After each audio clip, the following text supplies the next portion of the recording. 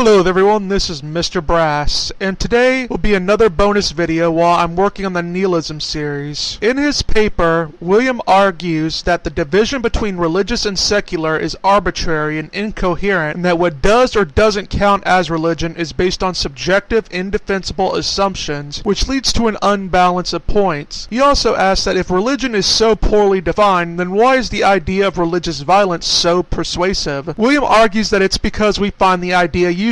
The myth of religious violence helps create a blind spot with secular nation violence and creates in us a sort of us versus them mentality, with the us being the rational ones without religion versus the